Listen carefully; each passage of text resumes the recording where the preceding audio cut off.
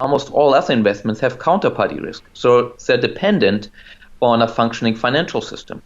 Gold is one of the few liquid assets which is not dependent on it if you have physical. So it's a backup plan. It's something which, if, as they say, the shit hits the fan, will provide you a backing. When inevitable turns into imminent, supply disruptions, surging demand, and low prices are setting up this commodity for a major run higher.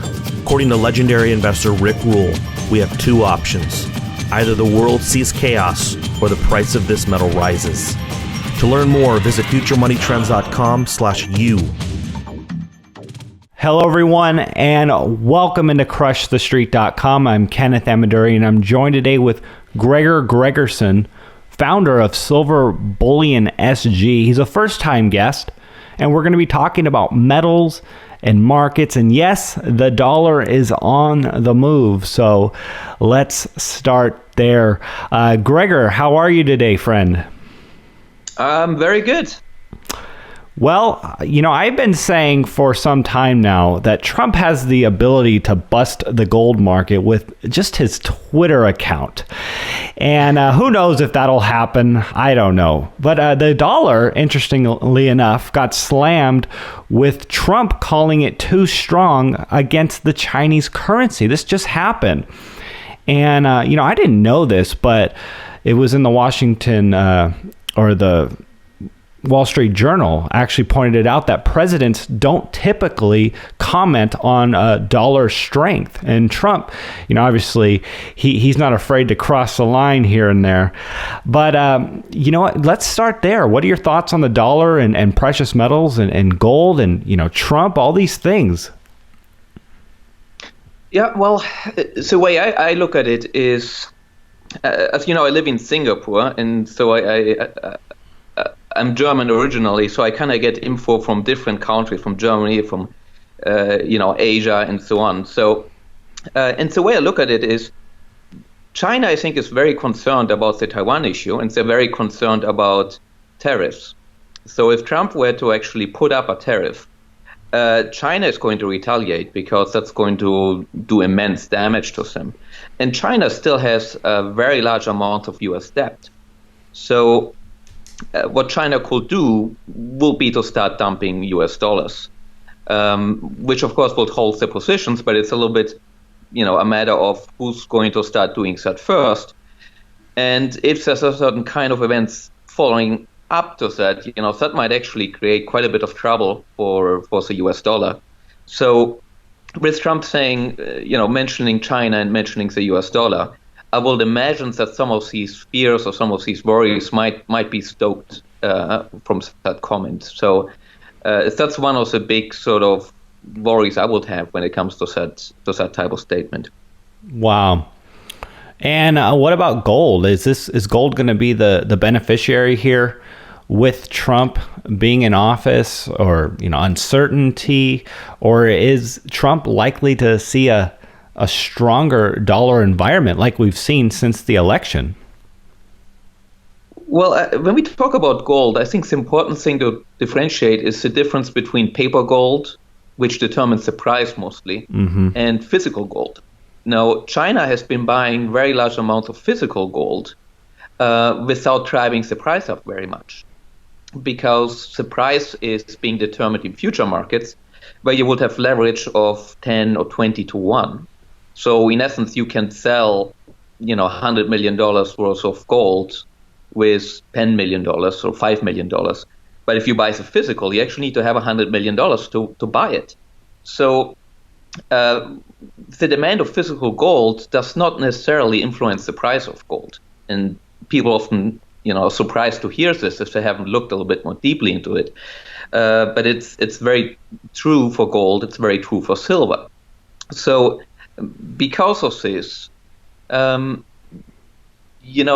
markets tend to react one way or another based on what's happening in the future markets. And so short term, it's very hard to tell what is going to happen. To be honest, when Trump was elected, I expected the price of gold to be going up.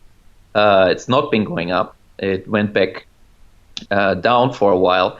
But now I kind of feel that it reached a base and it's gradually increasing in strength. It's the same with silver. I've been buying some silver myself.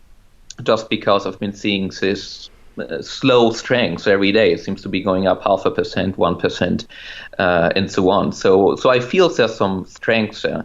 And I feel that the arguments that interest rates might be going up, we've been hearing that argument for 4 or 5 years already. So I think all the uncertainties that are happening in the world and the amount of uncertainty we're going to face is going to drive investors towards precious metals, and especially physical.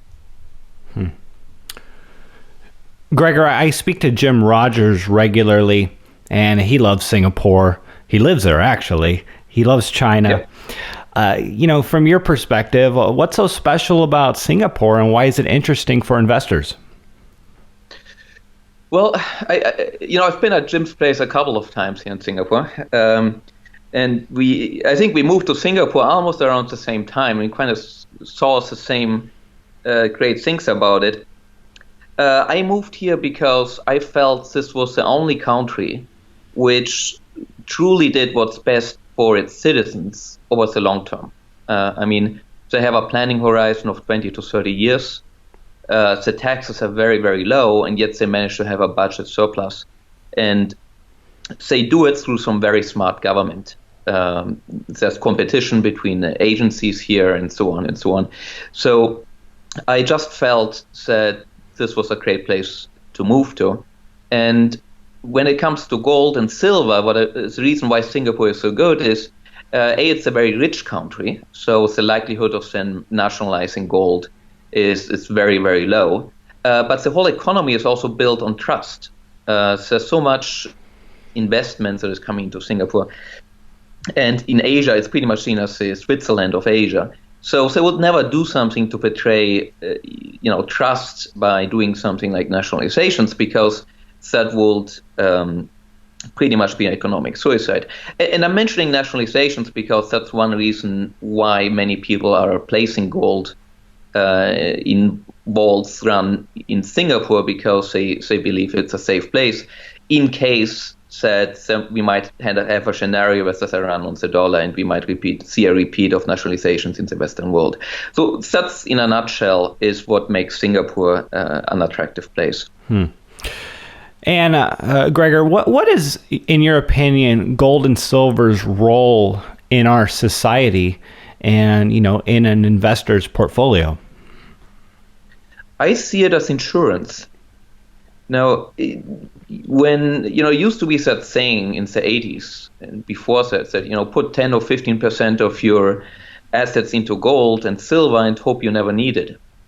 And the idea being that if there's a major crisis, if there's a war, if a currency crisis, gold is going to retain its value and it's going to increase in value, while most other investments are likely to be going down, or almost all other investments have counterparty risk. So they're dependent on a functioning financial system. Gold is one of the few liquid assets which is not dependent on it if you have physical.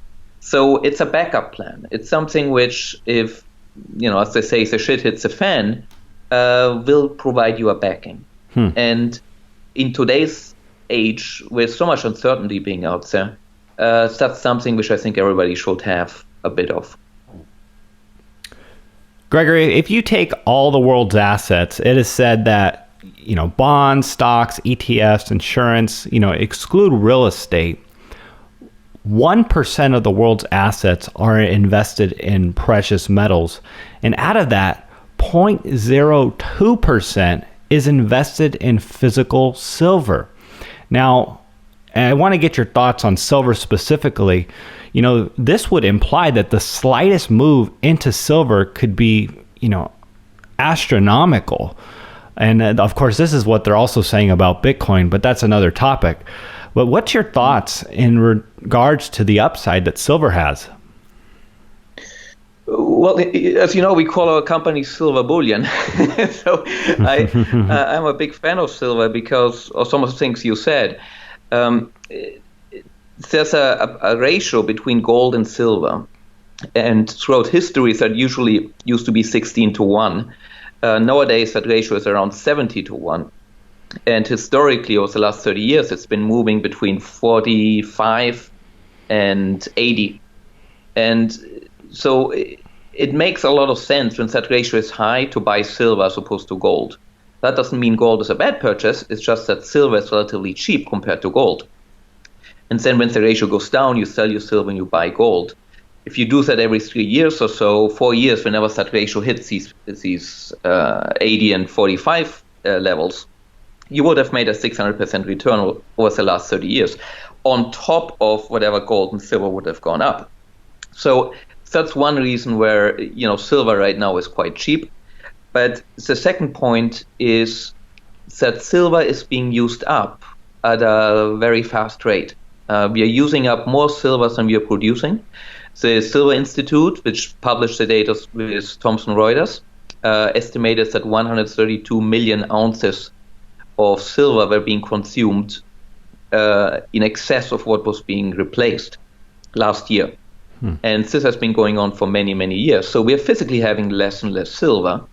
But at the same time, the prices, which are determined in future markets, don't necessarily reflect the fact that there's less and less physical holdings, because as long as industrial users can get the silver, and that physical supply isn't really making that big of a role. But I can tell you that from our end, whenever we've seen a price decline in silver, we've seen a very large influx of physical buyers. And we typically end up with shortages throughout the industry. The last time this happened was around September of 2015. And at that time, we couldn't get physical silver for around 2 months out of North America.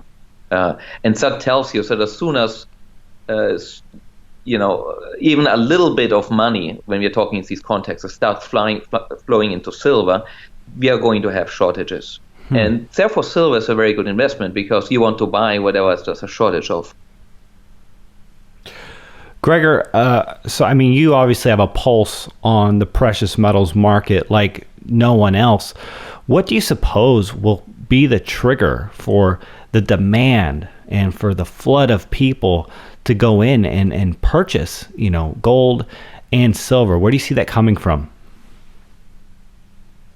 I think the actual catalyst which will do it might be secondary to what I consider to be more important, which is this trend. I feel that people are getting more and more uneasy about the future. And I think that's something that accumulates. And I give an example. When Brexit happened, our sales of silver and gold spiked by about 600% in the next 2 days. But it also added to that uncertainty where people are saying the world is changing and I'm not quite sure where it is changing to. And people might not be buying silver or gold right there and then, but they kind of put that somewhere in their mind. And as you have more of these effects happening, more people are starting to buy physical silver and gold. And so there might be a catalyst which is then sparking or pushing more people around the threshold. And that might cause more people to yet buy silver and gold. But I'm not sure whether there's any one catalyst which is really where you can give it most of the reason for doing that. I think it's more an addition of more and more reasons which might then be sparked by something. And that specific spark, that I don't know. But, it could be something like a trade war. I mean, a trade war is something which would definitely inflame spirits. Things might be happening very fast.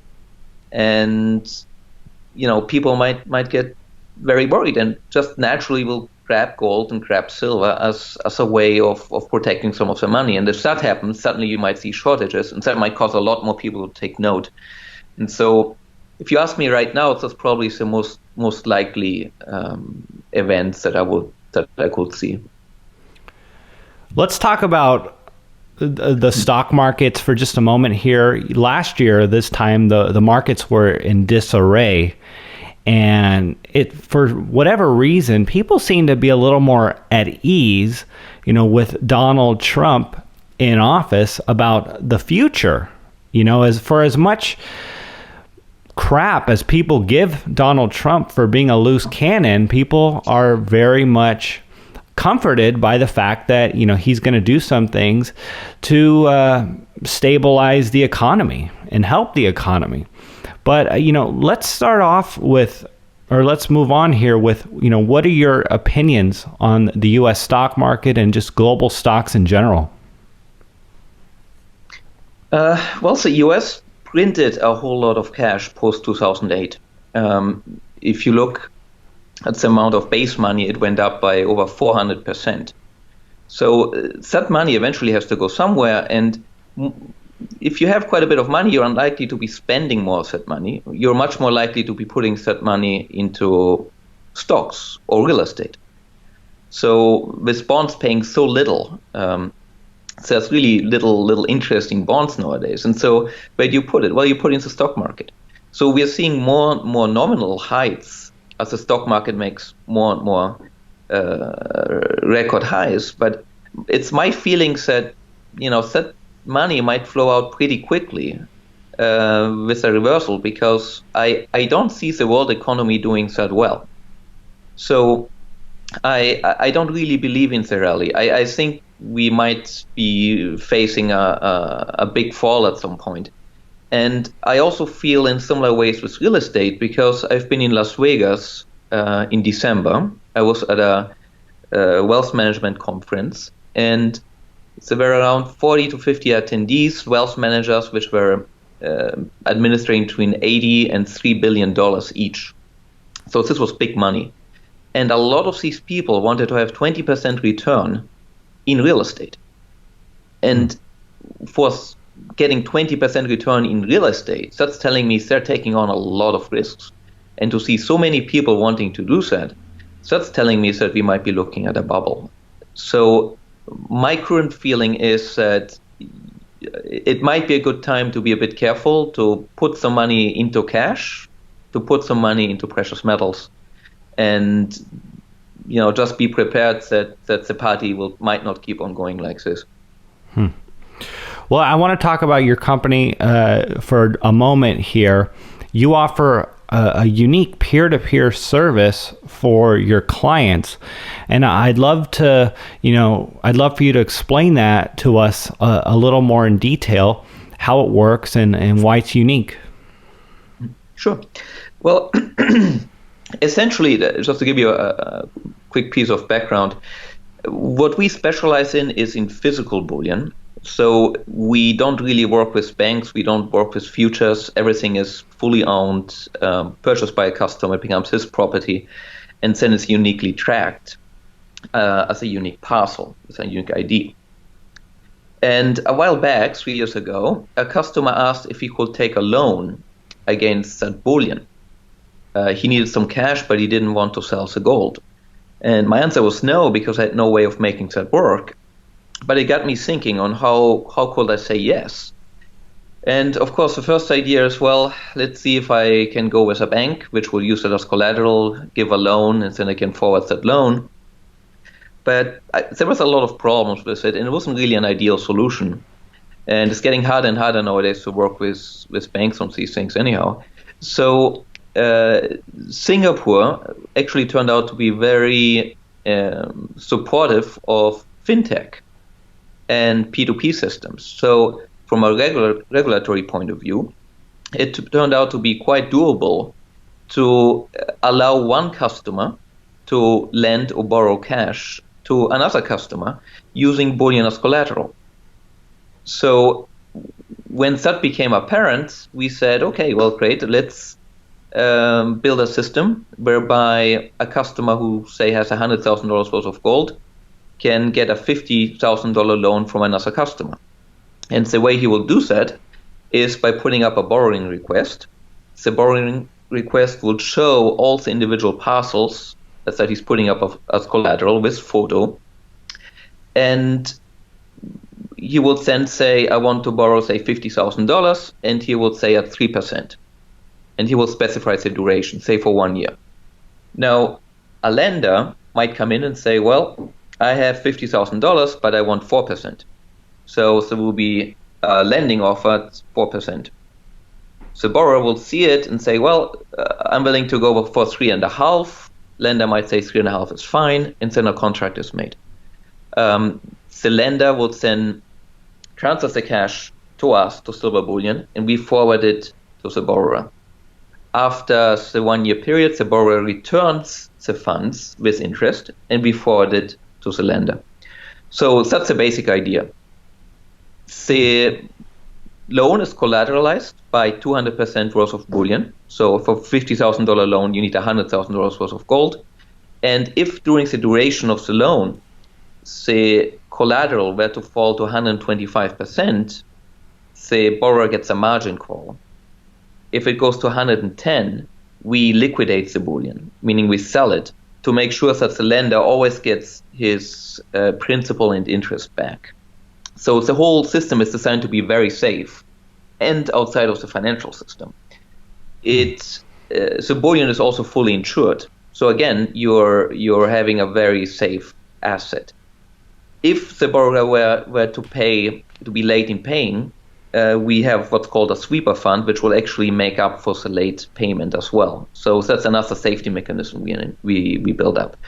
So it's a very safe way to lend. And because it's so safe, we had quite a lot of lenders, and that has driven down the interest rate. When we first launched it, lenders were willing to lend around 6 or 7%, and that has gone down to around 2.5% now. So that's the current rates. A little bit higher for 2-year loans, a little bit lower for 1 month or 6 months loans. Wow. Well, I mean, that's incredible, actually, and interesting that the free market, such as what you guys are doing, is coming up with all these alternatives to traditional banking. You know, I've been doing some business with Lending Club and investing some money there and some of these other peer lending options. And you know what? I love that there's all these different solutions coming up that compete with traditional banking. And I really do believe that is the future.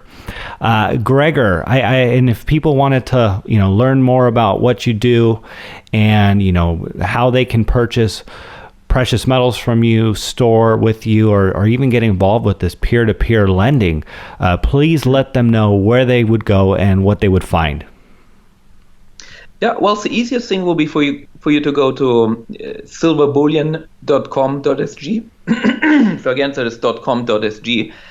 And when you go there, you'll be able to see the bullion we have. You can find out about the storage systems we have. You can also find out about the peer-to-peer. We've had around 830 contracts done so far, around $16 million so in US dollars worth of transactions. So you would also be able to transfer in bullion, meaning if you're storing bullion somewhere else, you can transfer it to us. We will test it. It will be stored. You'll be photographed. And you can use the P2P system to get a loan at around 2.5% to 3%. So those are all options. If you're in Singapore, you can come visit us. We run our own vault. We are storing around $250 million in the vault of precious metals. And you can see how we do testing. So we are trying to be very transparent. And typically when people see what we do, they tend to learn a lot, and they tend to like what we are doing. So we have quite a lot of passion on these things. Well, hey, I would love to come out there and visit you one of these days. I'm definitely going to put that on my to-do list. Gregor Gregersen, thank you so much for coming on the show. Yep, thank you for having me.